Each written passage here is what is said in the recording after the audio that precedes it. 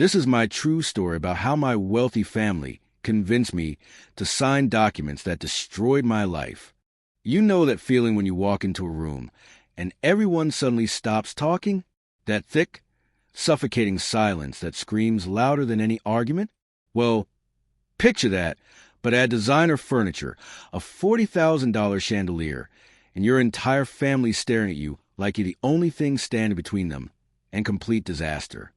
That Sunday afternoon in my sister Emily's living room felt like walking into an ambush disguised as afternoon tea. The whole setup was perfect, too perfect. Fresh flowers on a marble coffee table, grandmother's china laid out just so, and that massive fireplace Richard had installed last year sitting there cold and dark, like some expensive metaphor for what was about to happen. The family photos on the mantelpiece watched me with their frozen smiles. All those Thanksgiving dinners and Christmas mornings when we still pretended everything was normal. Richard sat in his usual spot, the leather chair that cost more than most people's cars. My brother-in-law had this way of looking relaxed even when he was about to drop a bomb on your life. Harvard Business School had taught him that, I guess, how to destroy someone while maintaining perfect posture. My father occupied the matching chair opposite him, wearing his lucky golf polo, the one he always wore when closing big deals. Mom perched on the sofa arm beside Emily, her hand resting on my sister's shoulder like they'd rehearsed this whole thing. They probably had. The air conditioning hummed, but sweat still gathered at the base of my neck. Something about the way they all looked at me, expectant and desperate at the same time, like I was both their problem and their solution. Richard cleared his throat, that little preparatory sound executives make before delivering quarterly reports. He started talking about tax strategies and regulatory oversights, using words like optimization and restructuring, the kind of language that makes a legal thing sound like standard business practice. He had charts, actual printed charts, showing how one signature for me could make their little problem disappear. See, Richard's import business had gotten creative with customs declarations. Really creative. The kind of creative that gets you a personal visit from federal agents if you're not careful. But here's the thing about white-collar crime. It's all about the paper trail. And who better to fix a paper trail than the family's resident CPA? The guy who'd spent 8 years building a reputation for bulletproof financial documentation. My father jumped in, talking about family loyalty and how sometimes you have to take one for the team. He actually used a football metaphor, like we were discussing playoff strategies instead of federal fraud. The man who'd missed half my college graduation because of a golf tournament was suddenly concerned about keeping the family together. I looked at Emily, hoping to find some trace of the sister who used to sneak me cookies when Mom put me on restriction. Instead, I saw a stranger in a designer dress, her eyes already filling with strategic tears. The whole thing was choreographed better than a Broadway show. Richard would lean forward when making a point. Dad would nod sagely. Mom would pat Emily's hand, and Emily would dab at her eyes with a tissue she just happened to have ready. They'd turn my refusal into an act of betrayal before I'd even open my mouth. Richard kept pushing, his voice taking on that salesman quality that had probably won him dozens of deals. He talked about how simple it would be, how the documents were already prepared, how all they needed was my expertise to make everything legitimate. Legitimate. He actually used that word while asking me to commit fraud. Then came Emily's performance. The tears started falling in earnest now, each one perfectly timed to land on her silk blouse. She talked about their house, their future, their plans for children. She actually brought up kids, like I was personally murdering her unborn babies by not signing those papers. My mother, never one to miss her cue, delivered the killing blow. She looked me straight in the eye and told me to be a man, to protect my family, to remember that blood was thicker than water. All those cliches parents keep loaded like ammunition for moments like this. I sat there, watching this theatrical production, and remembered something my grandfather used to say. He'd survived the Depression, built a business from nothing, and lost it all in a bad investment. But he always said family was the only asset you couldn't sell. Funny how in that moment, I realized he was wrong. My family was trying to sell me, and they'd already agreed on the price. The smart play would have been to walk out, to let them deal with their own mess. But here's the thing about family. They know exactly which buttons to push because they're the ones who installed them. Every guilt trip, every shared memory, every promise made over birthday candles and hospital beds, it all comes due at once. Emily's sobs got louder. Richard mentioned how the stress was affecting her health. Dad brought up the family name, our reputation in the community. Mom just stared at me with that look she perfected over 40 years of motherhood, the one that could make you feel guilty for things you hadn't even done yet. I thought about my apartment across town, my comfortable life, my clients who trusted me. I thought about the years I'd spent building something solid and legitimate. I thought about all of it, and then I looked at my sister's face, red and blotchy from crying, and I knew I was going to cave. Not because I believed them, but because the alternative was admitting that my family, the people who were supposed to love me unconditionally, were willing to throw me under the bus to save themselves. So I nodded, one small movement in my head that would cost me everything. Richard immediately produced the documents, because of course he had them ready. Probably had them drawn up weeks ago, just waiting for the right moment to corner me. I signed where they told me to sign, initialed where they told me to initial, and became an accomplice to their scheme. The transformation was instant. Emily's tears dried up like someone had flipped a switch. Richard's shoulders relaxed, and he actually smiled, that satisfied smile of a man who just closed a difficult deal. Dad clapped me on the shoulder and called me a good son.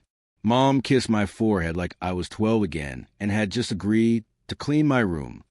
They served coffee and cake after that. Actual cake, like we were celebrating something. Emily chatted about their vacation plans. Richard discussed market trends, and my parents reminisced about their upcoming anniversary. Nobody mentioned what had just happened. Nobody thanked me. It was as if those documents had never existed, except for the ink drying on my signatures. I left early, claiming a headache.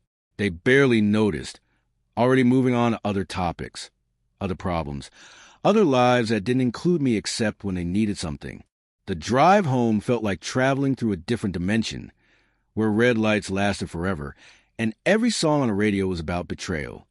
3 months. That's how long it took for the IRS to find irregularities. Turns out Richard's problems were bigger than he let on, and my signatures were on everything that mattered.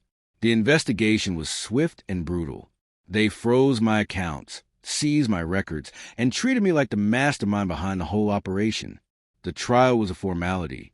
My lawyer, the one my family promised to pay for but somehow never did, advised me to take a plea deal, probation, community service, and a fine that wiped out my savings. But the real sentence was professional death. No firm would touch me.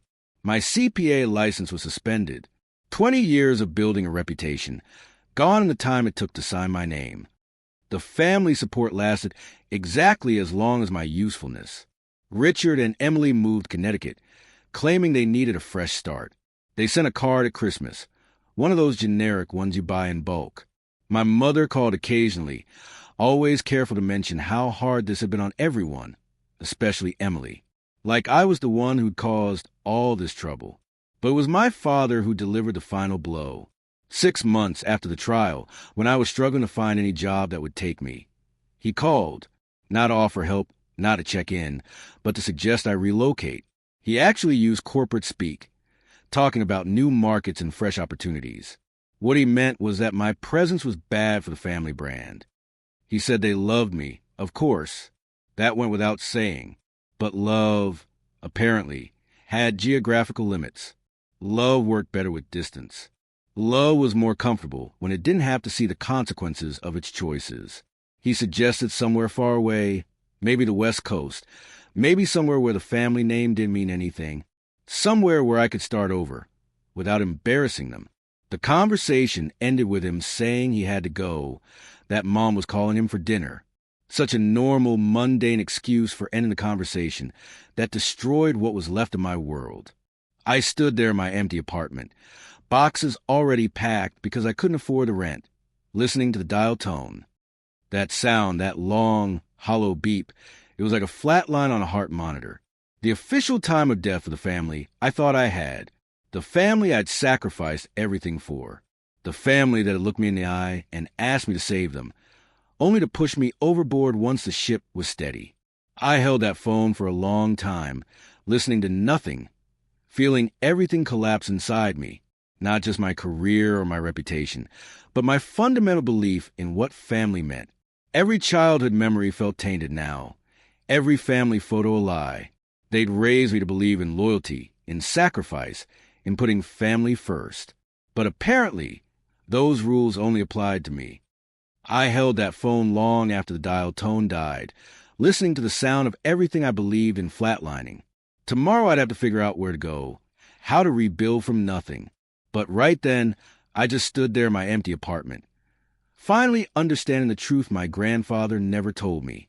Family wasn't an asset you couldn't sell. It was an asset that could sell you out. The worst part? Some broken piece of me still loved them. Still hoped this was all some nightmare I'd wake up from. But that dial tone kept echoing in the darkness, cold and final as a coffin nail. They weren't the safety net I'd always believed in. They were the ones who cut the rope.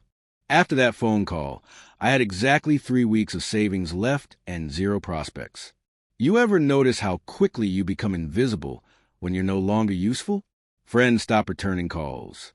Former colleagues cross the street to avoid awkward conversations. Even the barista at my regular coffee shop suddenly forgot my name. The job hunt was a special kind of torture. I'd walk into these glass towers where I used to belong, wearing my last good suit that hung loose on my shrinking frame. The receptionist would smile that practice smile, the one they save for delivery guys and people asking for directions. Then I'd sit across from some HR manager, usually someone half my age with fresh MBA confidence, and watch their expression change as they scroll through my background check. One interview stands out. Downtown high-rise, Fortune 500 company, the kind of place that brags about second chances in their diversity statements. The recruiter, this perfectly polished woman with a Stanford class ring, actually pulled her hand back when I reached to shake it after she'd read my file. She stumbled through some corporate speak about cultural fit and risk assessment, but her eyes said everything. I'd become toxic waste in human form, untouchable, a walking liability no insurance policy would cover. I caught my reflection in the lobby's mirror on the way out. Hollow cheeks, dead eyes, shoulders curved inward like I was trying to disappear into myself. The security guard watched me leave with that look reserved for people who don't belong, who will never belong again. 3 months of that. 3 months of rejection, dressed up in polite language. My apartment got smaller, my world got narrower, and pretty soon I was looking at job boards that I never thought I'd need. Dishwasher, night janitor, day laborer. Even those required background checks now. Then I saw it, tucked between ads for plasma donation and medical testing. A grainy photo of what looked like a war zone made of metal, and below it, need help, hard work, cash daily. Salvatore Sal Petrucci Cemetery of Automotive Legends. No mention of experience required.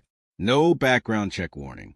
Just an address in the industrial district and business hours that started at dawn. The kind of job posting that either meant opportunity or organ harvesting. At that point, I figured I didn't have much left to lose.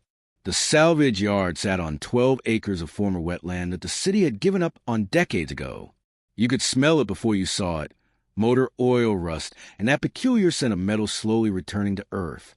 The entrance was marked by a hand-painted sign that had seen better decades and a chain-link fence that looked like it had lost several fights with the local weather.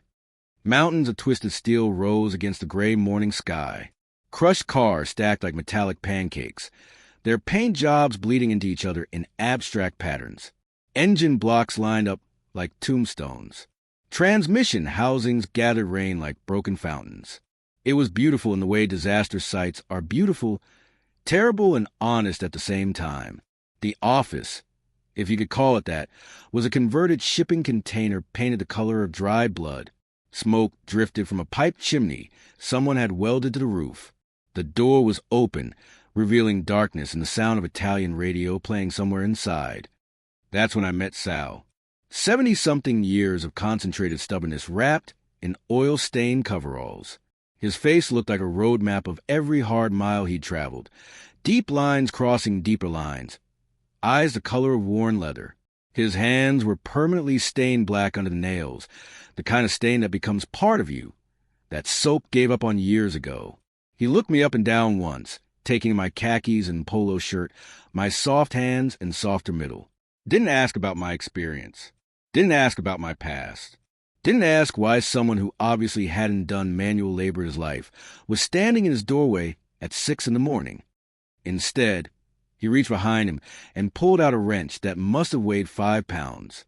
Not the clean, chrome things you see at Home Depot, but a beast of a tool, scarred and solid, with weight that meant business. He held it out to me, handle first, like he was passing me a torch or maybe a test. His voice had that cigarette and whiskey rasp that comes from decades of not giving a damn about Surgeon General warnings. He told me to take the wrench, pointed to a pile of what used to be a Chevy, maybe, or could have been a Ford, and said if I could work until sundown without dropping it on my foot or complaining, I could come back tomorrow. That first day nearly killed me. 8 hours of pulling parts, sorting metal, learning the difference between aluminum and steel by weight and sound. My back screamed. My hands bled. Muscles I'd forgotten existed and announced themselves with pure fury. Sal watched from his container office, occasionally emerging to point at something and grunt what I assumed were instructions. Lunch was 30 minutes sitting on an overturned oil drum, eating a sandwich that tasted like motor oil because everything there tasted like motor oil. Sal sat on his own drum 10 feet away, close enough to share the space, but far enough to maintain boundaries. We didn't talk. The silence wasn't uncomfortable, though. It was a kind of quiet that meant you were being evaluated, measured against some standard I didn't understand yet. By 4 o'clock, my polo shirt had turned into an abstract painting of grease and sweat. My khakis looked like I'd been mud wrestling with machinery, and lost. But I kept going, kept pulling, kept sorting, kept my mouth shut even when I wanted to scream. The wrench got heavier with each passing hour, but I held on like it was the last solid thing in my collapsing universe. When the sun finally started setting, painting all that twisted metal gold and red, Sal walked over. He looked at the parts I'd pulled, organized by type and size without being asked. He noticed the system I'd started creating, grouping things by car make where I could identify them. He took the wrench from my destroyed hands, hefted it once like he was weighing my entire day's effort, and nodded. Cash. He paid me in cash. Not much, but it was the first money I'd earned in months that didn't come from selling something I used to own. It felt different in my pocket, heavier, real in a way direct deposits never were. The days turned into weeks. My hands hardened, my back strengthened. The smell of motor oil became my new cologne. Sal started teaching me things. Not with words. He was allergic to unnecessary talking, but by doing.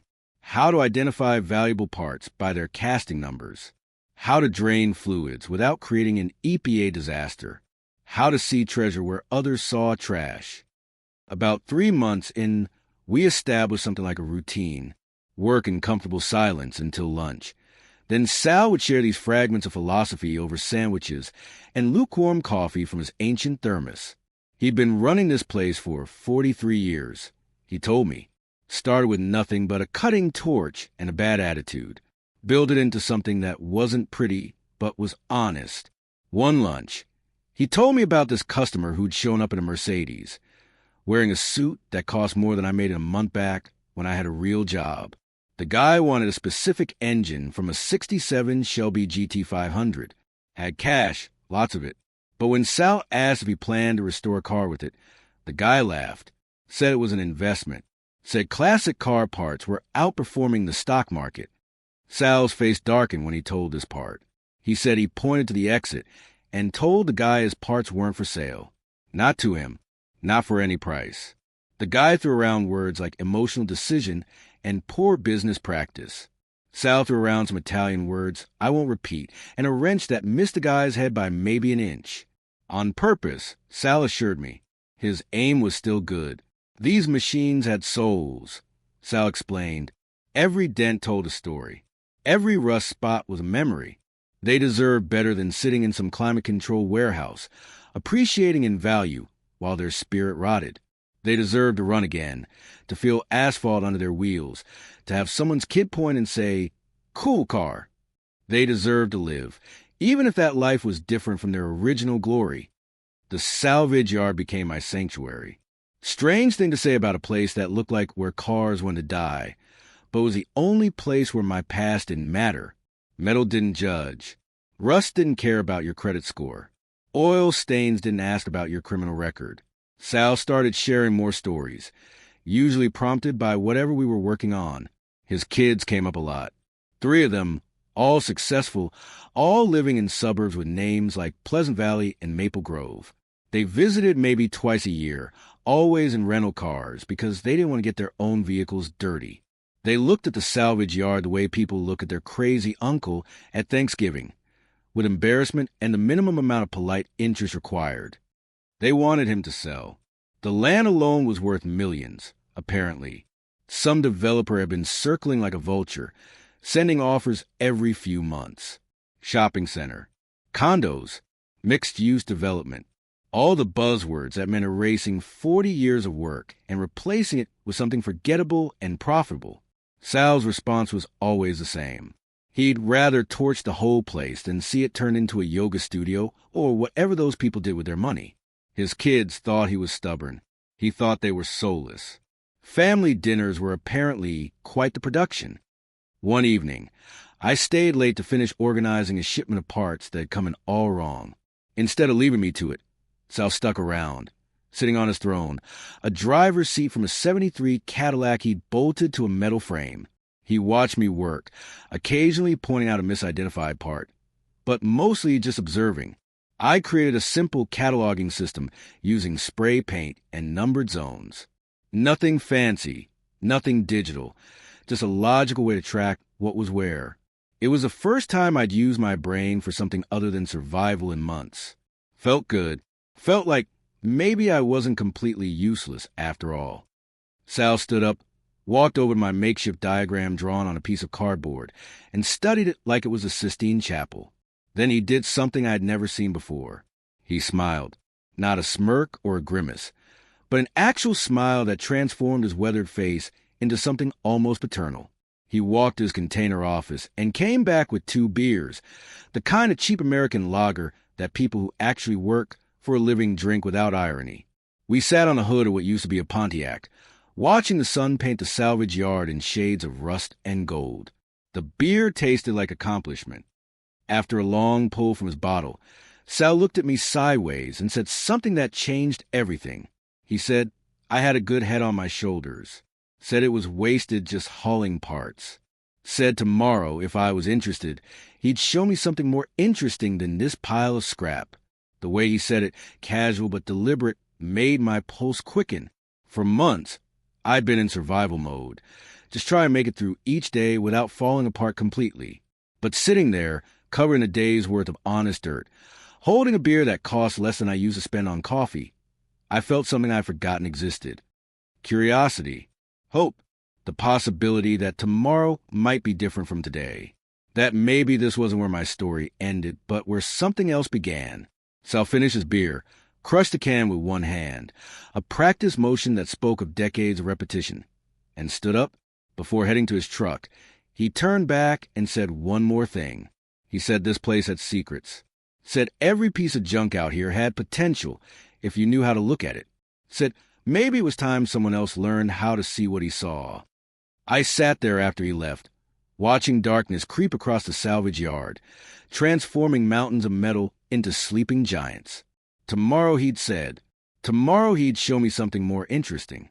The anticipation was almost painful, like being a kid on Christmas Eve. Except instead of toys, I was waiting for whatever wisdom a 70-year-old Italian salvage yard owner thought was worth sharing. The wrench he'd given me that first day sat heavy in my hand. I'd started carrying it everywhere, partly because you never knew when you'd need it, but mostly because it had become something like a talisman. A reminder that I could hold heavy things without dropping them, that my soft hands could become hard, that maybe, just maybe, I could be salvaged too. Whatever Sal planned to show me tomorrow, I was ready. Or at least, I thought I was. Looking back now, I had no idea what I was about to discover. No idea that this graveyard of abandoned dreams was actually a treasure map, and Sal had just decided to share the legend. That next morning never came. Not the way I expected it to. I showed up at 5:45 a.m., 15 minutes early like always, coffee in hand from the gas station, ready for whatever secret Sal planned to share. But something was wrong. The gate stood open, which never happened. Sal was paranoid about security. Said thieves would steal the steam off your coffee if you gave them half a chance.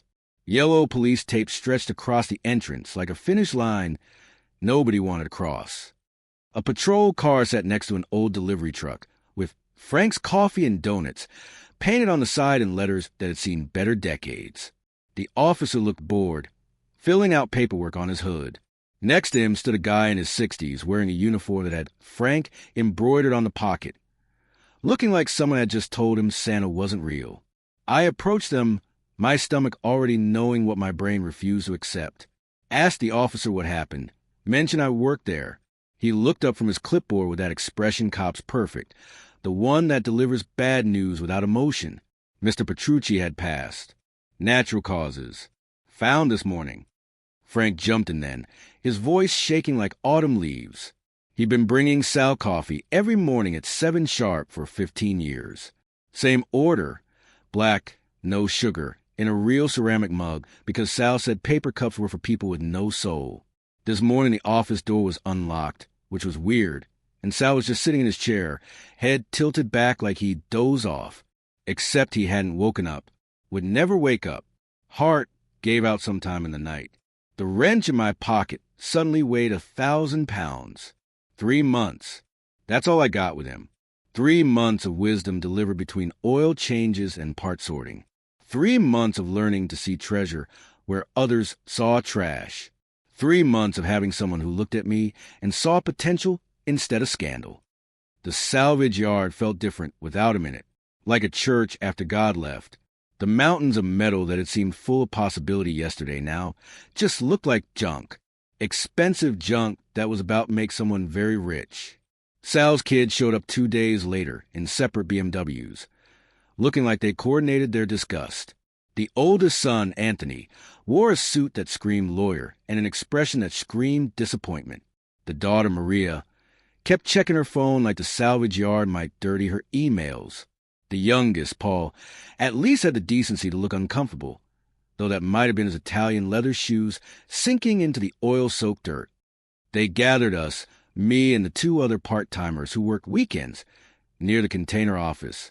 Anthony did the talking, using that voice people use when they think you're too stupid to understand complex concepts. The land had been sold. Some developer named Brennan Holdings. They had a week to clear the debris before demolition started. Anyone currently employed would receive 2-week severance, cash, off the books. Aren't we generous? Then he looked directly at me, and his expression shifted to something between pity and annoyance. He said his father had mentioned me, said there were some old papers in the office, worthless records and receipts. Since I seemed to have bonded with the old man, he actually used air quotes around bonded. Maybe I'd want them as a memento. Otherwise, they were going in the dumpster with everything else. Maria chimed in that they needed the lot completely clear by Friday. Empty, clean, ready for the bulldozers. She said like she was ordering a latte, like 43 years of her father's life could be erased with the same effort it took to wipe a countertop. Paul at least had the grace to look ashamed when he handed me the severance envelope, whispered that his dad had liked me, had mentioned I was different from the others. Then he walked back to his BMW before that moment of humanity could infect him further. I went into Sal's office after they left. It still smelled like him. Cigarettes, WD-40, and that particular brand of stubbornness that had kept this place running for 4 decades.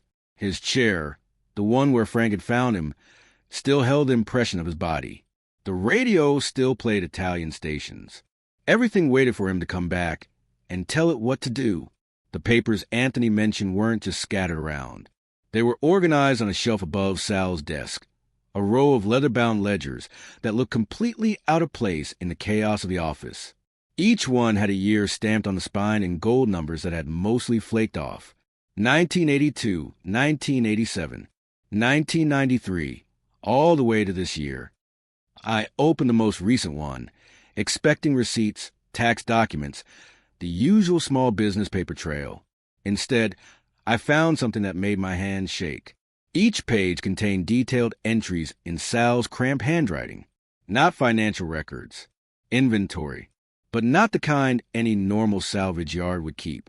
The first entry I read properly made me sit down hard in Sal's chair. 1969 Ford Mustang Boss 429, been ending in 7749. Arrived June 15th. Condition total but engine intact. Engine removed, serialized, preserved in Cosmoline. Location, Section D, beneath hydraulic press, blue oil drum marked waste. Note, original Boss 429, matching numbers. Less than 900 made. Do not sell to collectors. Wait for someone who understands. My brain stuttered. A Boss 429 engine, original, matching numbers, could be worth... I pulled out my phone, fingers fumbling as I searched. Classic car forums lit up my screen. Pristine Boss 429 engines were selling for anywhere from $50,000 to $75,000. Some even higher if you could prove providence. I flipped through more pages. Ferrari 250 GT, engine block only, serial number 0789 GT. Location, Container 7, wrapped in plastic, inside rusted washing machine shell. I searched that one too. My phone suggested I sit down, but I already was. Those engines started at $500,000. Started. Page after page of this. Sal hadn't been running a junkyard. He'd been running a museum disguised as a junkyard. Every valuable piece carefully extracted, preserved, hidden, and cataloged. Waiting. But for what? Then I found a note, paper clipped to the inside back cover, dated just a week ago. If you're reading this, it means I'm gone and you're the one who found these books. I spent 43 years saving the hearts of these machines from the crusher. Everyone else saw scrap metal. I saw stories, history, art. The kids will sell to developers. They told me enough times. But maybe, just maybe, someone who understands will find this first. The one who sees the system, not just the surface. Checks Section D first. The boss is a good start. Remember, every legend deserves another chance to run. I looked out the window at Section D. In the fading light, it looked like every other pile of twisted metal. But now I knew better. Somewhere under that hydraulic press, in a blue drum marked waste, sat an engine worth more than I'd made in the last 2 years. And that was just the beginning. The ledgers went back decades. Hundreds of entries. Thousands of parts. Each one carefully preserved and hidden throughout the 12 acres. A fortune in rust and oil, invisible to anyone who didn't have the map. And I was holding the only map. My mind raced through the logistics. 7 days before demolition. Sal's kids had been very clear. They'd already been paid for empty land. The developer wouldn't care about some old car parts. Nobody would even know to look for them. According to these ledgers, according to the state, according to everyone except me, this was all worthless scrap. I spent that night in the office, going through every ledger, cross-referencing locations with current values. Conservative estimate, $3 million. Maybe more, probably more. All of it sitting there, hidden in plain sight, protected by Sal's carefully cultivated image of a crazy old man running a worthless junkyard. The next morning, I got to work, but not the kind anyone would expect. I used Sal's computer. Password was Shelby67, because of course it was, to research classic car auctions. Found one specializing in rare parts happening online in 3 days. Perfect timing. I just needed one good piece to start with. Something portable enough to extract without heavy equipment, valuable enough to change everything. The Boss 429 engine was exactly where Sal said it would be. Took me 4 hours to carefully extract it from its hiding spot. Another 2 to clean it enough to photograph. The serial numbers matched. The documentation in Sal's ledger provided perfect provenance. I created an auction listing that night. Starting bid at $30,000. It sold for $93,000. Some collector in Japan who didn't even try to negotiate. Payment cleared in 24 hours. Suddenly I had capital. Real capital. 3 days before demolition, I walked into Brennan Holdings' office looking nothing like the broken man who'd stumbled into Sal's salvage yard a month ago. Clean-shaven, new suit that actually fit, and a cashier's check that spoke louder than any resume. I asked to speak to whoever handled land acquisitions. The conversation was short. They bought the land for $1.2 million. I offered $1.5, cash, immediate transfer. The executive looked at me like I'd lost my mind, but greed won over confusion. Made some calls. Drew up new papers. By that afternoon, I owned 12 acres of what everyone thought was worthless land covered in worthless junk. Sal's kids threatened to sue when they found out. Anthony called screaming about interference and manipulation. I reminded him that he'd been very clear. Everything on the lot was worthless debris. I was just a sentimental fool who'd overpaid for garbage. Hard to argue with that in court. He hung up when he realized I was right. The transformation took 2 years.